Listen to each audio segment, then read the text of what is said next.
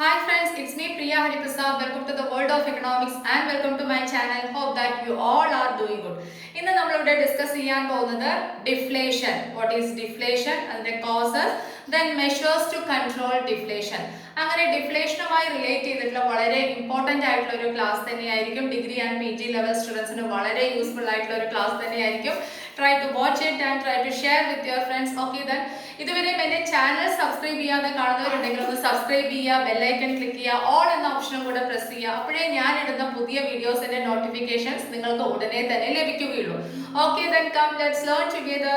Let's begin the class. Deflation. എന്താണ് deflation എന്ന ടേമിന്റെ മീനിങ്?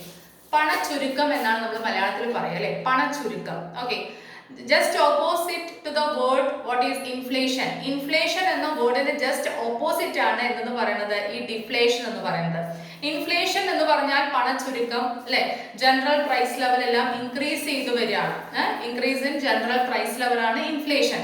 അപ്പൊ ഡിഫ്ലേഷൻ എന്ന് പറയുമ്പോൾ ജനറൽ പ്രൈസ് ലെവൽ എല്ലാം എന്ത് ചെയ്തു വരുന്ന ഒരു സിറ്റുവേഷൻ ആയിരിക്കും? കുറഞ്ഞു വരുന്ന സിറ്റുവേഷൻ ആയിരിക്കും.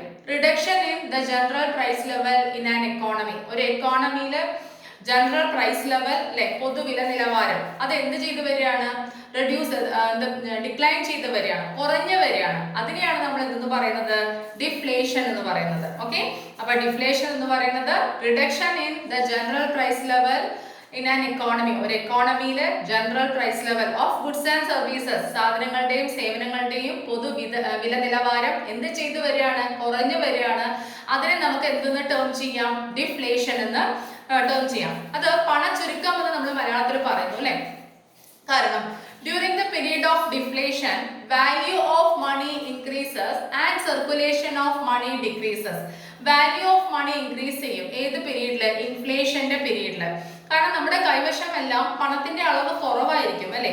അപ്പോൾ ആ ഉള്ള പൈസയുടെ അളവിന് നല്ല എന്തുണ്ടാവും? വാല്യൂ ഉണ്ടാവും.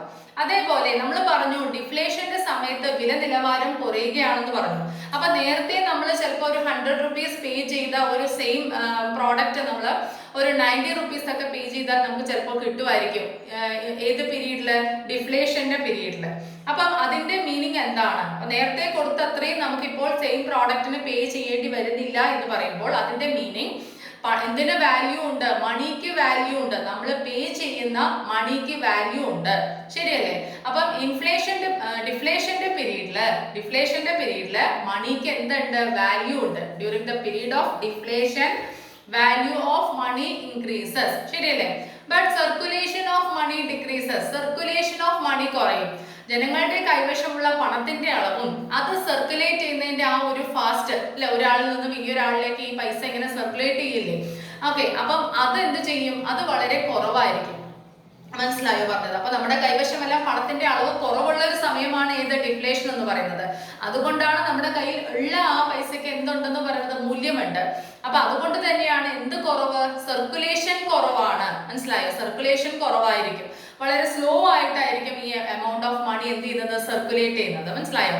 അപ്പൊ ഇൻഫ്ലേഷന്റെ പീരീഡിൽ ഒരു 100 rupeesന്റെ കാര്യം നമുക്ക് നോക്കാം. ആ ഒരു 100 rupees ഒരു വിത്തിൻ അവർ ഒരു മണിക്കൂറിനകത്ത് എത്ര പ്രാവശ്യം അത് എത്ര കൈകളിൽ മാറി പോകുന്നു നമുക്ക് നോക്കി അത് കുറച്ചും കൂടെ ഫാസ്റ്റ് ആയിരിക്കും. ഡിഫ്ലേഷന്റെ സമയത്ത് അത് കുറവായിരിക്കും. മനസ്സിലായോ? ഓക്കെ, അപ്പൊ ട്രാൻസാക്ഷൻസും അങ്ങനെയുള്ള കാര്യങ്ങളൊക്കെ കുറവായിരിക്കും. അപ്പൊ ഡിഫ്ലേഷൻ എന്ന് പറയുന്നത് reduction in the general price level of goods and services in an economy. ഒരു എക്കോണമിയിലുള്ള സാധനങ്ങളുടെയും സേവനങ്ങളുടെയും വില നിലവാരം കുറഞ്ഞു വരുന്ന സിറ്റുവേഷൻ ആണ് ഡിഫ്ലേഷൻ. ഡിഫ്ലേഷന്റെ പീരീഡില് വാല്യൂ ഓഫ് മണി ഇൻക്രീസ് ചെയ്യുകയും സർക്കുലേഷൻ ഓഫ് മണി കുറയുകയും ചെയ്യും. പണത്തിന് മൂല്യമുണ്ട്, പക്ഷെ പണത്തിന്റെ അളവ് കുറവാണ്. ഈ സർക്കുലേഷനും വളരെ സ്ലോ ആയിരിക്കും. ശരിയല്ലേ? ഓക്കെ, അപ്പൊ ഇനി നമുക്ക് ഓരോ പോയിന്റ് നമുക്ക് നോക്കാം. എന്താണ് നോക്കിക്കോളൂ. Reduction in the general price level in an economy, that is deflation. Then overall decrease in the cost of an economy's goods and services. ഒരു എക്കോണമിയിലുള്ള സാധനങ്ങളുടെയും സേവനങ്ങളുടെയും കോസ്റ്റിൽ അല്ലെ ഓവറോൾ റിഡക്ഷൻ ഉണ്ടാവുകയാണ്. അത് തന്നെയാണ് ഇവിടെ മീൻ ചെയ്യുന്നത്, പ്രൈസ് കുറയുകയാണെന്ന്. ഓക്കെ, വേറൊരു പോയിന്റ് ഓഫ് വ്യൂ നമ്മൾ പറഞ്ഞു എന്ന് മാത്രം, വേറൊരു ഡെഫിനിഷൻ. അപ്പം overall decrease in the cost of an economies goods and services എന്ന് നമുക്ക് പറയാം. ശരിയല്ലേ? ഗുഡ്സ് ആൻഡ് സർവീസസിന്റെ കോസ്റ്റ് കുറയുകയാണ്. Okay, usually associated with contraction in the supply of money and credit, but prices can also fall due to increased productivity and technological improvements. ഈ deflation എന്ന് പറയുന്ന ഈ ഒരു പീരീഡ് എങ്ങനെയാണ് usually associated with reduction in money supply കുറഞ്ഞിരിക്കുന്ന ഒരു സമയമായിരിക്കും. നമ്മൾ പറഞ്ഞു പണത്തിന്റെ അളവ് നമ്മുടെ കൈകളിലൊക്കെ കുറവാണ്, സർക്കുലേഷൻ കുറവാണ്. അപ്പൊ മണി സപ്ലൈ എങ്ങനെയായിരിക്കും? യൂഷ്വലി കുറവായിരിക്കും ഡിഫ്ലേഷന്റെ സമയത്ത്. അപ്പം നമുക്ക് ഇങ്ങനെയും പറയാം, മണി സപ്ലൈ കുറവായത് കൊണ്ടാണ് ഡിഫ്ലേഷൻ ഉണ്ടായതെന്നും പറയാം. അതേപോലെ മണി സപ്ലൈ കുറവായിരിക്കുന്ന ഒരു സിറ്റുവേഷൻ ആണെന്ന് നമുക്ക് പറയാം. ഓക്കെ, അതേപോലെ തന്നെ ക്രെഡിറ്റും കുറവായിരിക്കും അല്ലെ, ബാങ്കിൽ നിന്ന് ലോൺ പ്രൊവൈഡ് ചെയ്യുന്നതൊക്കെ കുറവായിരിക്കും. അതുകൊണ്ടാണ് നമ്മുടെ കൈവശത്തുള്ള പണത്തിന്റെ അളവ് കുറവ് എന്ന് നമ്മൾ പറയുന്നത്. Okay, but prices can also fall due to increased productivity and technological improvements. പ്രൊഡക്ടിവിറ്റിയും ടെക്നോളജിക്കൽ ഇംപ്രൂവ്മെന്റ്സ് ഉണ്ട്, എല്ലാം ഉണ്ട്. പക്ഷേ പ്രൈസ് കുറയാണ്. കാരണം ക്രെഡിറ്റും മണി സപ്ലൈ കുറവായത് കൊണ്ട് ജനങ്ങളുടെ കൈവശം പണത്തിന്റെ അളവ് കുറവാണ്. അപ്പൊ അവര് നാച്ചുറലി എന്ത് ചെയ്യില്ല, കൂടുതൽ സാധനങ്ങൾ ഡിമാൻഡ് ചെയ്യില്ല. കാരണം എന്താണ്, അവരുടെ കൈവശമുള്ള പണത്തിന്റെ അളവ് വളരെ കുറവാണ് അല്ലെ. Due to the fact that എന്താണ്, money supply and credit that is very low during the period of ഡിഫ്ലേഷന്റെ പീരീഡിൽ മണി സപ്ലൈയും അതേപോലെ തന്നെ എന്തും കുറവാണ്, ക്രെഡിറ്റും കുറവാണ്. പണത്തിന്റെ അളവ് കുറവാണ്. ബാങ്ക്സ് ലോൺ പ്രൊവൈഡ് ചെയ്യുന്നതൊക്കെ വളരെ കുറവായിരിക്കുകയാണ്. അപ്പൊ നമ്മുടെ കൈവശം പണമില്ല, അതുകൊണ്ട് നമ്മൾ കൂടുതൽ സാധനങ്ങൾ ഡിമാൻഡ് ചെയ്യുന്നില്ല. അതേപോലെ പക്ഷെ എന്താണ്, സാധനങ്ങളൊക്കെ പ്രൊഡ്യൂസ് ചെയ്യുന്നുണ്ട്, പ്രൊഡക്ടിവിറ്റിയും ടെക്നോളജിക്കൽ ഇംപ്രൂവ്മെന്റ്സ് ഒക്കെ ഉണ്ട്, പ്രൊഡ്യൂസ് ചെയ്യുന്നുണ്ട്. പക്ഷെ ജനങ്ങളുടെ കൈവശം പണത്തിന്റെ അളവ് കുറവായതുകൊണ്ട് എന്ത് ചെയ്യുന്നില്ല, ഡിമാൻഡ് ചെയ്യുന്നില്ല. അപ്പോൾ എഗെയിൻ എന്താ സംഭവിക്കുക, പ്രൈസ് കുറഞ്ഞു വരും അല്ലെ. അതാണ് ഡിഫ്ലേഷൻ എന്ന് പറയുന്ന ഈ ഒരു പ്രോസസ്സ്. മനസ്സിലായോ? അപ്പൊ നോക്കിക്കോളൂ, usually associated with contraction in the money supply and credit, but prices can also fall due to എന്താണ്, increase productivity and technological improvements. Correct അല്ലേ? ഓക്കെ, അപ്പൊ ഡിഫ്ലേഷന്റെ പീരീഡിൽ മണി സപ്ലൈയും ക്രെഡിറ്റും കുറവായിരിക്കും, പണത്തിന്റെ അളവ് കുറവായിരിക്കും. അതുകൊണ്ട് തന്നെ ഡിമാൻഡ് കുറവായിരിക്കും, വില കുറവായിരിക്കും. വില കുറഞ്ഞു വരുന്ന സിറ്റുവേഷൻ ആണ് ഡിഫ്ലേഷൻ എന്ന് പറയുന്നത്. ഇനി നമുക്ക് ഡിഫ്ലേഷന്റെ മെയിൻ ആയിട്ടുള്ള കോസസ് നമുക്ക് നോക്കാം കേട്ടോ. അതൊക്കെ നോക്കിക്കോളൂ. ഒന്ന്, ഡിക്രീസ് ഇൻ മണി സപ്ലൈ. നേരത്തെ നമ്മൾ പറഞ്ഞു മണി സപ്ലൈ കുറയുക, അതിന്റെ ഒപ്പം തന്നെ നമുക്ക് പറയാം ക്രെഡിറ്റ് കുറയുക അല്ലെ. ക്രെഡിറ്റ് ഫെസിലിറ്റീസ് കുറയുക, ലോണൊക്കെ കിട്ടുന്നതൊക്കെ കുറഞ്ഞു കഴിയുമ്പോൾ നമ്മുടെ കൈവശം പണത്തിന്റെ അളവ് വളരെ കുറയും അല്ലെ. അപ്പൊ പണ ചുരുക്കമാവും, സാധനങ്ങൾക്ക് ഡിമാൻഡ് ഇല്ല, വില കുറഞ്ഞുകൊണ്ടിരിക്കും. ആ പ്രോസസ് ഇങ്ങനെ കണ്ടിന്യൂ ചെയ്തുകൊണ്ടിരിക്കും. Second one, lack of demand. അത് നേരത്തെ തന്നെ പറഞ്ഞതിൽ തന്നെയുണ്ട്, ഡിമാൻഡ് കുറവാണ്. അതെന്താണ്, മണി സപ്ലൈ ക്രെഡിറ്റ് കുറവായത് കൊണ്ട് ഡിമാൻഡ് കുറവാണ്. നമ്മൾ ആവശ്യപ്പെടുന്നത് കുറയും. നമ്മുടെ കൈവശം ധാരാളം പണം ഉണ്ടെങ്കിലാണ് നമ്മൾ കൂടുതൽ സാധനങ്ങൾ ആവശ്യപ്പെടുക. കറക്റ്റ് അല്ലേ? നമ്മളിപ്പോ ഡിമാൻഡ് ചെയ്യില്ല, ഒരു ലിമിറ്റ് ഉണ്ട് അതിന്. ഓക്കെ, അതേപോലെ തന്നെ അൺഎംപ്ലോയ്മെന്റ്. എന്താണ് പ്രോബ്ലം വരുന്നത്? അൺഎംപ്ലോയ്മെന്റ് ഉണ്ട്. മനസ്സിലായി? കാരണം ഈ ഒരു പ്രോസസ്സിൽ മണി സപ്ലൈ കുറവാണ്, ക്രെഡിറ്റ് കുറവാണ്, ഡിമാൻഡ് കുറവാണെന്നുണ്ടെങ്കിൽ നാച്ചുറലി എന്താണ്, പ്രൊഡ്യൂസേഴ്സ് പ്രൊഡക്ഷൻ കുറയ്ക്കും. പ്രൊഡക്ഷൻ കുറയ്ക്കുന്ന സമയത്ത് എന്താ അവിടെ പ്രോബ്ലം? അൺഎംപ്ലോയ്മെന്റ്. ശരിയല്ലേ? അപ്പൊ അൺഎംപ്ലോയ്മെന്റ് വീണ്ടും എന്തിലേക്ക് തന്നെ വഴിതെളിക്കും? ഈ ഡിഫ്ലേഷനിലേക്ക്. ഇനി അതല്ല, സ്റ്റാർട്ടിങ് അൺഎംപ്ലോയ്മെന്റ് പ്രോബ്ലം ആണെന്ന് പറഞ്ഞാൽ തുടക്കം അൺഎംപ്ലോയ്മെന്റ് പ്രോബ്ലം ആണെന്ന് വിചാരിക്കാം. അൺഎംപ്ലോയ്മെന്റ് ആവുന്ന സമയത്ത് ജനങ്ങളുടെ കൈവശം പണമില്ല, അപ്പൊ അവർ കൂടുതൽ സാധനങ്ങൾ ഡിമാൻഡ് ചെയ്യുന്നില്ല. അങ്ങനെ പ്രൊഡ്യൂസേഴ്സ് എന്ത് ചെയ്യാണ്? വില കുറയ്ക്കുകയാണ്. അപ്പൊ അതന്നെ ഡിഫ്ലേഷൻ. അങ്ങോട്ടും ഇങ്ങോട്ടും നമ്മൾ ചിന്തിക്കണം കേട്ടോ. അപ്പൊ മണി സപ്ലൈ കുറവ്, ഡിമാൻഡ് കുറവ്, അതേപോലെ തന്നെ അൺഎംപ്ലോയ്മെന്റ് ഉണ്ടാവുക, ഇതൊക്കെ എക്കോണമിയെ വീണ്ടും ഏതൊരു ടെൻഡൻസിയിലേക്ക് കൊണ്ടുപോകും? ഡിഫ്ലേഷണറി ആയിട്ടുള്ള ഒരു ടെൻഡൻസിയിലേക്ക്, അങ്ങനെ ഒരു സിറ്റുവേഷനിലേക്ക് എക്കോണമിയെ കൊണ്ടുപോകും. ശരിയല്ലേ? ഓക്കെ, അപ്പൊ ഇതാണ് മെയിൻ കോസസ് എന്ന് പറയുന്നത്. ഇനി നോക്കിക്കോളൂ, ഇതിന്റെ എന്താ പറയാ, remedial measures or measures to control deflation എങ്ങനെ കൺട്രോൾ ചെയ്യാൻ പറ്റും അത് നമുക്ക് നോക്കാം. ഒന്ന്, റിസർവ് ലിമിറ്റ്സ് അല്ലെ. ബാങ്കുകൾ റിസർവ് ലിമിറ്റ്സ് കുറയ്ക്കുക. ഇപ്പൊ എന്താണ് റിസർവ് ലിമിറ്റ്സ് എന്ന് പറഞ്ഞാൽ, ബാങ്കുകൾ അവരുടെ അസറ്റ്, ഓരോ ബാങ്കും അവരുടെ അസറ്റിന്റെ ഒരു പർട്ടിക്കുലർ പെർസെന്റേജ് ക്യാഷ് ആയിട്ട് റിസർവ് ആയിട്ട് മാറ്റി വെക്കണം. മനസ്സിലായോ? അപ്പം ആ റിസർവ് മാറ്റി വെക്കുന്നത് അത് കുറയ്ക്കുക, റിസർവ് ലിമിറ്റ് കുറയ്ക്കുക. അങ്ങനെ കുറച്ചിട്ട് അത് കൂടുതൽ എമൗണ്ട് ആർക്ക് ലോണായിട്ട് കൊടുക്കുക? ജനങ്ങൾക്ക് ലോണായിട്ട് കൊടുക്കുക. അങ്ങനെ കൊടുക്കുന്ന സമയത്ത് എന്ത് സംഭവിക്കും? അപ്പൊ നമ്മുടെ കൈവശം എല്ലാം പണത്തിന്റെ അളവ് കൂടും. അപ്പൊ നമ്മൾ സാധനങ്ങൾക്ക് ഡിമാൻഡ് ഉണ്ടാകും, പ്രൈസ് കൂടും. അപ്പം പണത്തിന്റെ അളവും ഉണ്ടാവും, പ്രൈസും കൂടും. ആ ഡിഫ്ലേഷണറി പ്രഷറിൽ നിന്ന് നമുക്ക് എന്ത് ചെയ്യാം? എസ്കേപ്പ് ചെയ്യാനായിട്ട് കഴിയും. ശരിയല്ലേ? എസ്കേപ്പ് ആവാനായിട്ട് കഴിയും. അപ്പം റിസർവ് ലിമിറ്റ്സ് ബാങ്കുകളൊക്കെ എന്ത് ചെയ്യാൻ? കുറയ്ക്കുക. അതേപോലെ ഈ കമേഴ്ഷ്യൽ ബാങ്കിൽ നിന്നും ഒരു എന്താ പറയാ, കരുതൽ ധനാനുപാതം ഉണ്ട്. അത് ആര് ആവശ്യപ്പെടുന്നുണ്ട്? അവരുടെ അസറ്റിന്റെ ഒരു പർട്ടിക്കുലർ പെർസെന്റേജ് എവിടെ സൂക്ഷിക്കണമെന്ന് സെൻട്രൽ ബാങ്ക് ആവശ്യപ്പെടും. അത് കുറയ്ക്കും. ഏത് പീരീഡിൽ? ഡിഫ്ലേഷന്റെ പീരീഡിൽ. അപ്പൊ കുറച്ച് മാത്രമേ റിസർവ് ആയിട്ട് സെൻട്രൽ ബാങ്കും ആവശ്യപ്പെടുള്ളൂ. എന്താ കാരണം? അങ്ങനെയുള്ളപ്പോൾ കമേഴ്ഷ്യൽ ബാങ്ക്സിന് കൂടുതൽ ലോൺ പ്രൊവൈഡ് ചെയ്യാൻ കഴിയും അല്ലെ. കാരണം നമുക്ക് ഈ ഡിഫ്ലേഷണറി പ്രഷർ എക്കോണമിയിൽ നിന്നും ഇല്ലാതെയാക്കണം അല്ലെ, തുടച്ചു നീക്കണം. അപ്പം അതിന് വേണ്ടിയിട്ട് ഇങ്ങനെ ചെയ്യും. ഓക്കെ, അപ്പൊ റിസർവ് ലിമിറ്റ്സ് ഒക്കെ കുറയ്ക്കുകയാണെങ്കിൽ ഡിഫ്ലേഷൻ ഇല്ലാതെയാക്കാനായിട്ട് കഴിയും. റിപ്പീറ്റ് ചെയ്ത് അത് കേൾക്കണം കേട്ടോ. ഇനി എന്താണ് ഓപ്പൺ മാർക്കറ്റ് ഓപ്പറേഷൻസ്, OMO എന്നാണ് ഞാൻ എഴുതിയിരിക്കുന്നത്. ഓപ്പൺ മാർക്കറ്റ് ഓപ്പറേഷൻസ് അതെന്താണ്? Purchase and sale of government securities ആണ്. ഓക്കെ, ബൈ ബാങ്കുകൾ ഗവൺമെന്റ് സെക്യൂരിറ്റീസ് വാങ്ങുകയും വിൽക്കുകയും ചെയ്യാണ് ഓപ്പൺ മാർക്കറ്റ് ഓപ്പറേഷൻസ്. ഡിഫ്ലേഷന്റെ സമയത്ത് ഈ സെക്യൂരിറ്റീസ് ഒക്കെ എന്ത് ചെയ്യാൻ ശ്രമിക്കും? വാങ്ങിക്കാൻ ശ്രമിക്കും. കാരണം ജനങ്ങളുടെ കയ്യിലേക്ക് പണം എത്തിക്കാനായിട്ട് ഡിഫ്ലേഷന്റെ സമയത്ത് എന്ത് ചെയ്യും? ഈ സെക്യൂരിറ്റീസ് ഒക്കെ പർച്ചേസ് ചെയ്യാനായിട്ട് ശ്രമിക്കും. ബാങ്ക്, സെൻട്രൽ ബാങ്ക് ഒക്കെ, മനസ്സിലായോ? ഫിനാൻഷ്യൽ ഇൻസ്റ്റിറ്റ്യൂഷൻസ് ഒക്കെ അങ്ങനെ ചെയ്യും, മണി മാർക്കറ്റ് അല്ലേ. അപ്പൊ ഗവൺമെന്റ് സെക്യൂരിറ്റീസ് വാങ്ങിക്കണ സമയത്ത് ജനങ്ങളുടെ കൈവശം എല്ലാം പണത്തിന്റെ അളവ്, പണത്തിന്റെ ആ സർക്കുലേഷനും കൂടും. ശരിയല്ലേ? ഓക്കെ, അപ്പൊ ഓപ്പൺ മാർക്കറ്റ് ഓപ്പറേഷൻ എന്ന് പറഞ്ഞാൽ എന്താണ്? Purchase and sale of government securities ആണ്, അല്ലെങ്കിൽ സെക്യൂരിറ്റീസ് വാങ്ങുകയും വിൽക്കുകയും ചെയ്യാണ്. അപ്പൊ അതിനെല്ലാം വാങ്ങിക്കും ഏത് സമയത്ത്? ഡിഫ്ലേഷന്റെ സമയത്ത്. അപ്പൊ ഒരു പരിധി വരെ പണത്തിന്റെ സർക്കുലേഷൻ പുറമേ വരുമല്ലോ. ഓക്കെ, അതാണ്.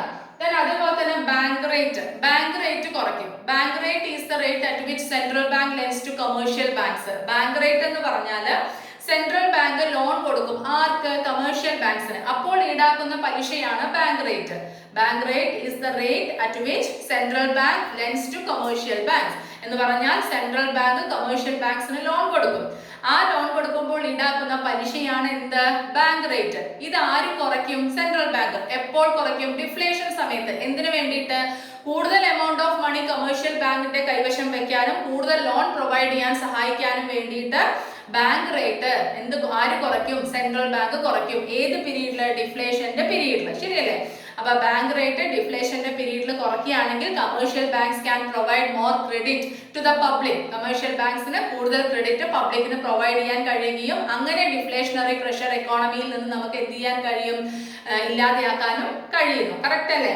ഓക്കെ, അടുത്ത് നോക്കിക്കോളൂ. Government spending during the period of deflation. Government spending എന്ന് പറയുന്നത് അത് എങ്ങനെയായിരിക്കണം?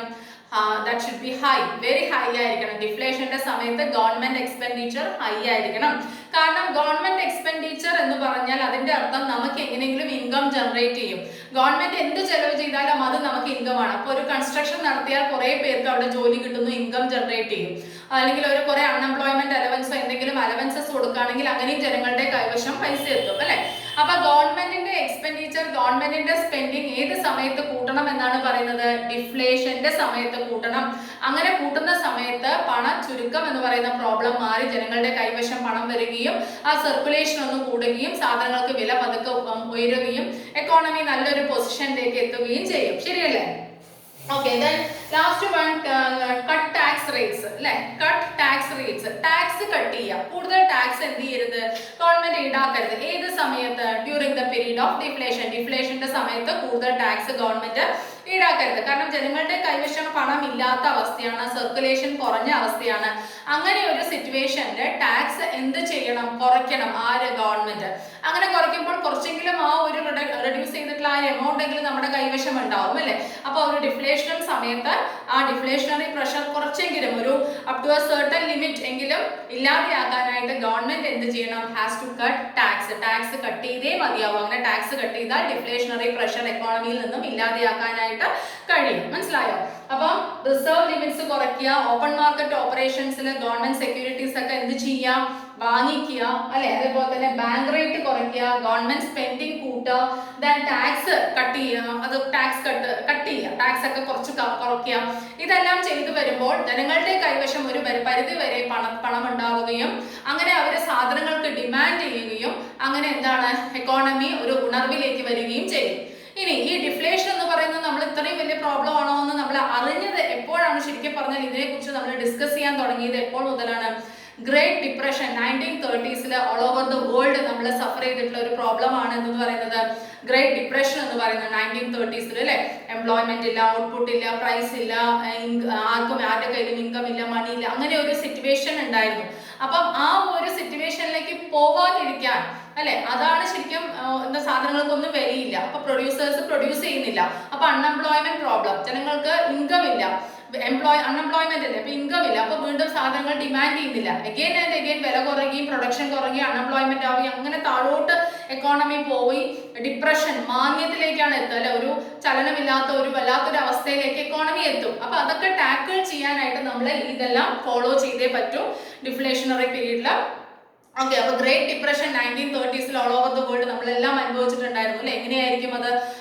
എംപ്ലോയ്മെന്റ് ഇല്ല, ഔട്ട്പുട്ട് ഇല്ല, ഒന്നുമില്ല, എക്കോണമിയിൽ മണി ഇല്ല, ഒരു കാര്യം എക്കണോമിക് ആക്ടിവിറ്റീസ് എല്ലാം വളരെ സ്ലോ എന്നല്ല, അങ്ങനെ ഒരു എന്താ പറയുക മന്ദഗതിയിലായ ഒരു അവസ്ഥ ഉണ്ടായിരുന്നു. ഓക്കെ, അതിനുശേഷമാണ് നമ്മൾ ഈ ഡിഫ്ലേഷൻ എന്ന് ഒരു പറയുന്ന പീരീഡിനെ കുറിച്ച് ഡിസ്കസ് ചെയ്യാനും എല്ലാം തുടങ്ങിയത്. അതിൽ ഒരുപാട് കോൺട്രിബ്യൂട്ട് ചെയ്തിട്ടുള്ളത് JM കെയ്ൻസ് ആണ്, ഫാദർ ഓഫ് മാക്രോ എക്കണോമിക്സ് ആണ്. ഓക്കെ, അപ്പൊ ഡിഫ്ലേഷനുമായി റിലേറ്റ് ചെയ്തിട്ടുള്ള മാക്സിമം കാര്യങ്ങൾ ഞാൻ ഈ ഒരു ക്ലാസ്സിൽ ഉൾപ്പെടുത്തിയിട്ടുണ്ടെന്ന് വിശ്വസിക്കുന്നു.